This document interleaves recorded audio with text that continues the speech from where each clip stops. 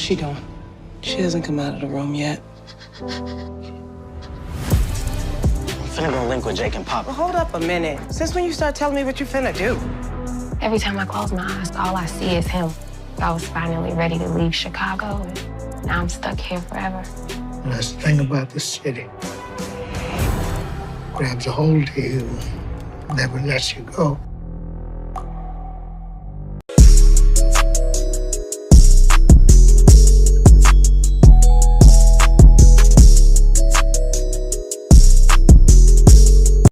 What's up, YouTube? It's your boy, it's your homie, Futuristic Mike, and I'm back with another The Chi video. If you're new, make sure y'all leave your theories, comments, everything down below in the comment section for Season 3 of The Chi. If you're a fan of The Chi, if you love The Chi, hit the like on this video. If you're new to my channel and this is the first time you're finding me, subscribe, turn on those post notifications so you can always see when I'm dropping some content so you never miss any of The Chi news. Now, this is going to be the What to Expect video for The Chi Season 3, Episode 8.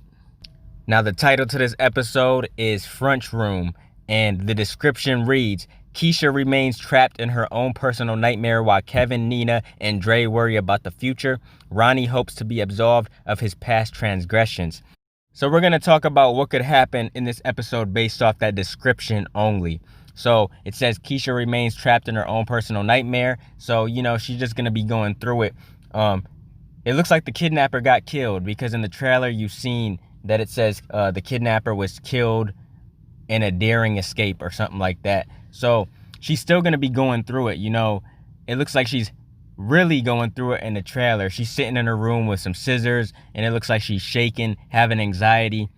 And it just looks like she's really stressing out and freaking out about the whole situation. You know, she can't stop thinking about what that kidnapper did to her. He probably raped her, obviously. Like, he was laying in the bed with her and everything. So she's just going to be going through it, and she's just going to be thinking about it over and over again. She's going to need some counseling to get through this. And I hope, you know, Kevin is there for her as well as Nina, because you know Nina's going to be there for her. But Kevin seems kind of stubborn in this time. You know, he wants to go live with Jake and Papa and everything. So it seems like he's in his stubborn ways. He's at that age where he's just stubborn. So he needs to be there for his sister at this time. And then it says Ronnie hopes to be absolved of his past transgressions.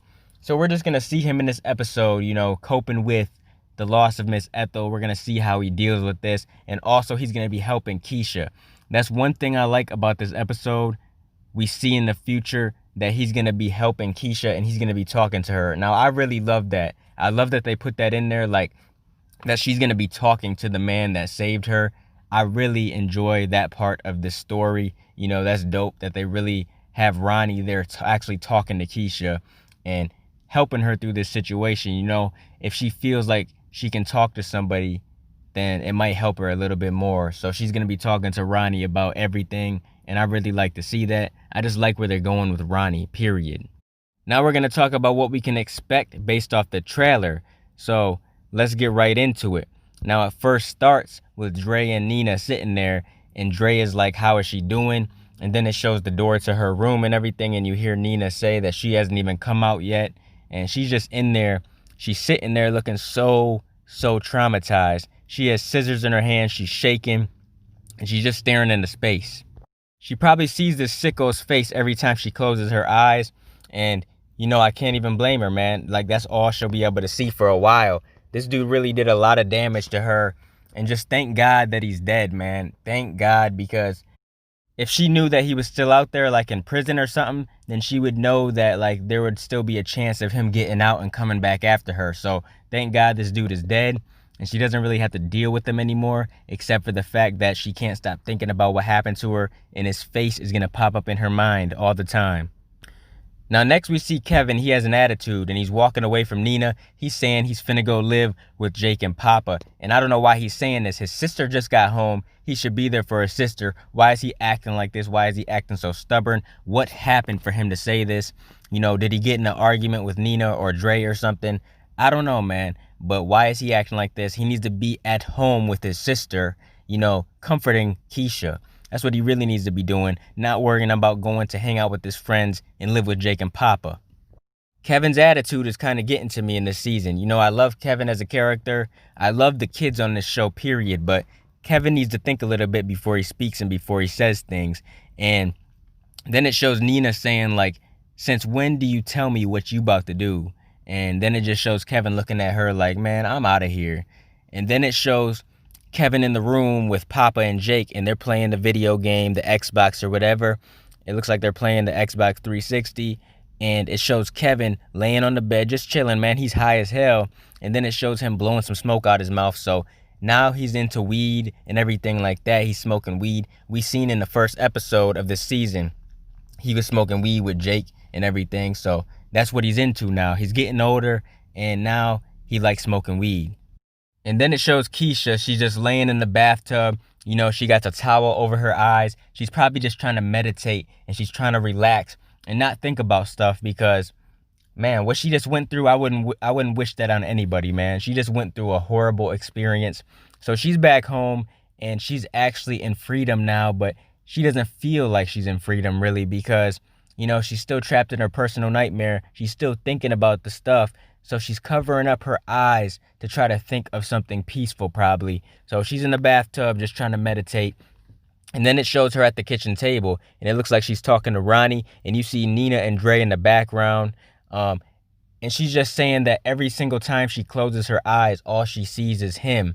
So then we get to a little computer screen, and it says, kidnapper killed and daring escape. So this man was killed. And I was going to say, man, he better have been killed, because she beat the hell out of him with that crowbar. I mean, she beat the brakes off, dude, man. She beat the hell out of him.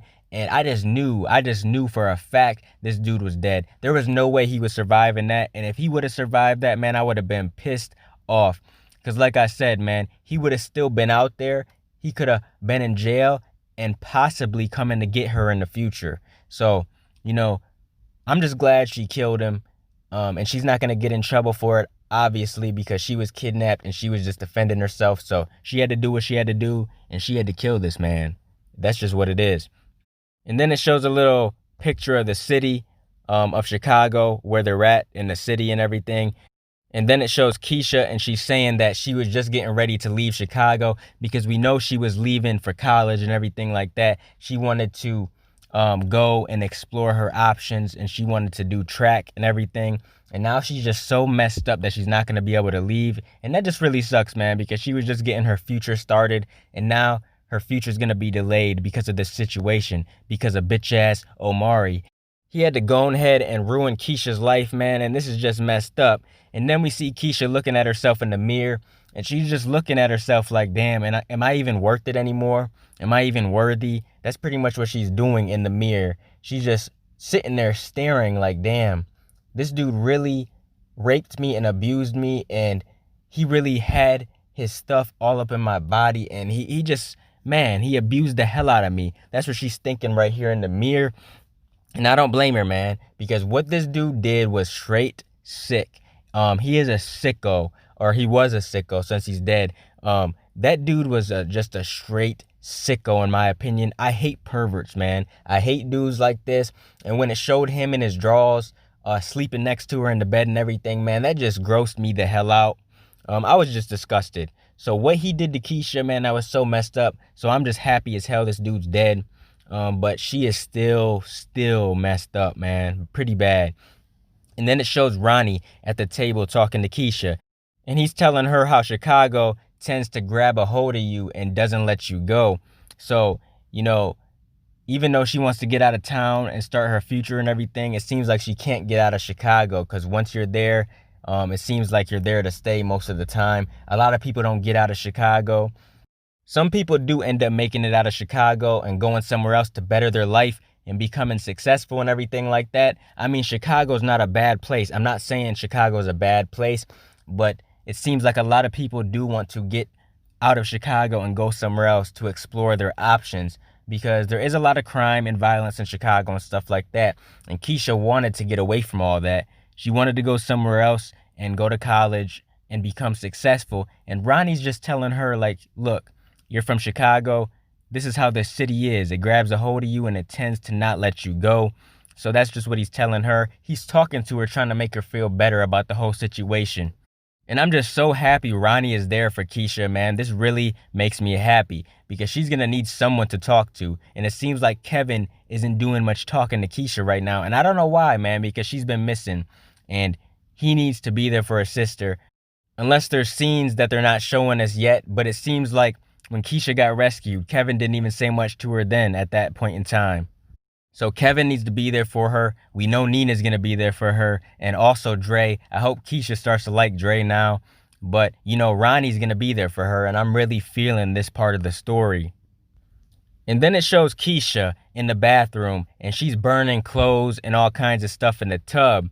And Nina walks in looking like, what the hell are you doing? And, you know, she's probably going to understand why she's doing this. Now, Keisha's either doing this to let off some steam, just to do it and be like, damn, I just need to do something to get my mind off of what happened. Or she's doing it because those are the things she was wearing inside of the guy's house. And she just wants to burn it and get that stuff out of her sight. She wants to get that guy's house smell off of all her stuff. I don't really know why she's burning these things, but it's one of those two things that I just said. You know, she could just be doing it just to let off some steam. She is pretty messed up right now, so she could just be doing it just to do it. But Nina's looking at her like, what the hell are you doing? And, you know, Nina's going to understand regardless. Like, she is messed up and she's going to need some time to get back to her normal self. And I hope she ends up getting back to herself in season 4. I really do. I heard that Burgundy Baker was leaving the show, but since she got found and she's alive and everything like that, maybe she's not leaving now. We might see her in season 4, so I'm happy for that. I really am. And then next we see Keisha outside in her coat because it looks like it's cold outside. And Nina and Dre are walking up to her, and they're probably happy that she's making the next step and going outside because she's probably scared to go outside. So it looks like that's what she's doing. She's making that next step to actually go outside. So she's not in her room and everything like that.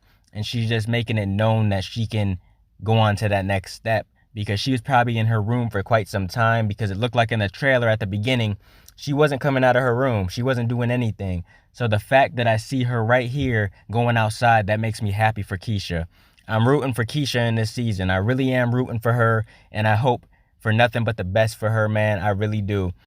I'm just happy bitch-ass Omari is dead and we don't got to deal with that fool no more. But yeah, that's what's in the trailer and that's what we can expect based off the description in the trailer.